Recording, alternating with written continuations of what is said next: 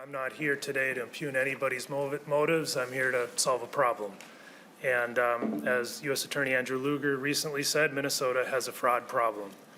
And establishing a state office of Inspector General is a key component to combat waste, fraud, and abuse here in Minnesota. Inspector General is embedded within state agencies that are hired by and report to commissioners is insufficient to combat waste, fraud, and abuse, in my view. Having Inspector Generals report to the head of the agency charged with administering the programs that are subject to attempts to defraud is structurally ineffective and destined to limit effectiveness. We need to empower agency employees who see red flags of fraud to be able to freely report that information without any fear of negative consequences on their employment. The goal of this bill, as I see it, is to create an Office of Inspector General that is as independent as possible.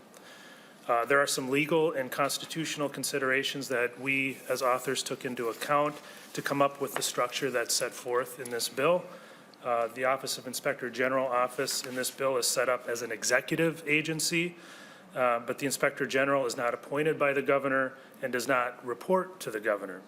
The legislature takes the most active role in hiring this position.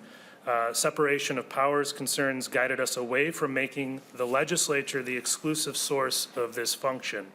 However, the structure requires bipartisan participation to put forth 3 names for final selection by the Chief Judge of the Office of Administrative Hearings.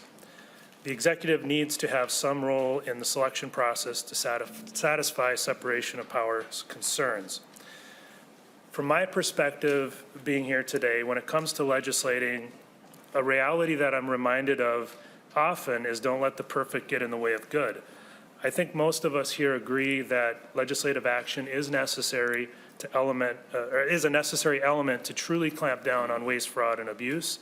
And given the political realities here in the state of Minnesota, we're going to need to work together to achieve this, and that's why I'm here today, to collaborate and be open to suggestions on the best way to move forward in our role as legislators to help protect taxpayer dollars to prevent waste, fraud, abuse here in Minnesota.